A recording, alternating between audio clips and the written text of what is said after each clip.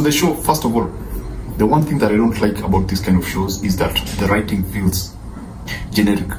The writing feels like it was written. You see, what they did is that they took The Witcher and dumped down everything for the general audience.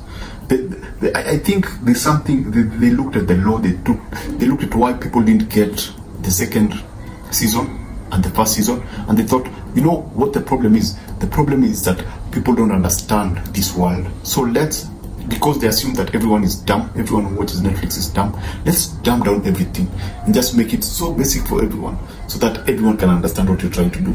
Now, in the process, they ended up with lackluster screenplay. I mean, the dialogue is, if you watch anything, the dialogue is not good at all.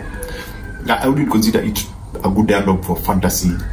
You know, let me give you an example of a good fantasy film. The Lord of the Rings. Everything was dumbed down, but it was still so well that you could not tell that it was dumbed down. It was coherent. You could tell that these are our heroes, that is where they're going. Therefore, you understood everything that was happening on screen, and they did not need to explain it so much. It's because they had simplified it, but they did not simplify the script. They did not simplify the screenplay. They simplified the concept. What Netflix did not do is that, what Netflix tried to do is that they try to simplify everything. And the idea of if you want to look at the definition of exposition, it should be this show.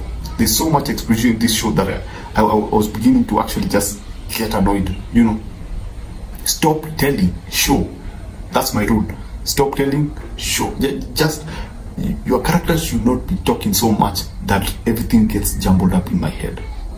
Yeah, I get it. The Witcher is it's such a complicated law, but I'm sure they would have just simplified any. They would have tried to simplify the concept and narrowed it maybe down to one character.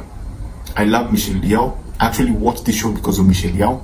Everything else felt like a lie. Second thing, identity politics. Please, Netflix, understand, story comes first before anything. I understand that it's important. It's important for you to be diverse. But before you think about diversity and inclusion, think about the story. The story is king. The story is everything. Look at the scripts. Ask to see the scripts before they are produced. And before you ask how many black people are there, how many white people are there, are women represented, are white male pushed in the back so that the women don't feel like it's a male-dominated industry.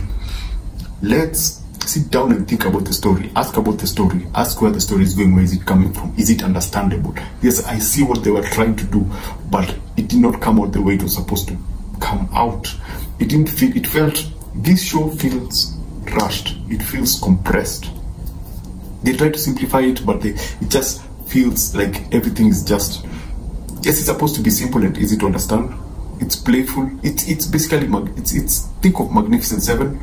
And that's why I keep saying they try to simplify it so much that they forgot the most important thing, which is basically telling a good or Witcher story. I usually believe if you want to do that, you either choose to focus on one character specifically and narrow it down to that character. I know that Netflix, you need to talk about LGBTQ, and you need to push this kind of characters out there into the world and build. And it's Netflix, you need to be progressive, but that's not how being progressive works. You forgot what this is. This is entertainment at its core. If you wanted a lesson in diversity or a lesson in inclusion, you would have looked at the news. We're coming here because we're escaping the world. This is supposed to be fantasy. We are not here to see black leads. I don't necessarily want. I'm a black person. I appreciate black leads, but I love what they did with Death in Sandman. That made a lot of sense. This character did not make any sense, especially when it comes to The Witcher. You know, it's like, yeah, it's fantasy, so we can do anything we want, but it has to make sense. And the fact of the matter is, The Witcher Blood Origins did not make sense. But here's the thing: Netflix doesn't give a shit. It's the top. It's number one most watched show this week and Christmas, and they don't care about that. And they're going to feed us the same exact thing in the future. Why? Because it worked.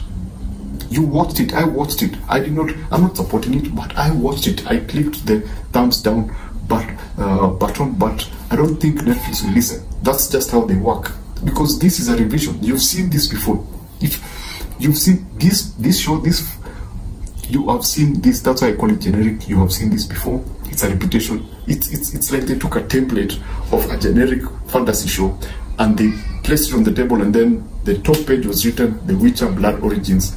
Let's just change some things to keep it relevant. And I still think that Henry Cavill left the show because Netflix is anti-masculinity and pro-gender politics. Watch all their shows and maybe you'll see what I'm trying to say. So thanks for watching. Let me know what you think. Let me know what you thought. And basically, let me know about what you think about Netflix. I did a video on the Netflix formula.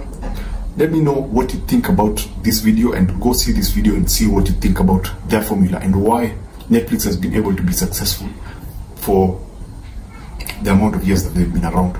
Is it almost 10 years? Yeah, it's close to 9-10 years that they've been around. Maybe you'll see what works for them as a formula or what doesn't work for them. So thanks for watching. Comment what you think and see you on the next one.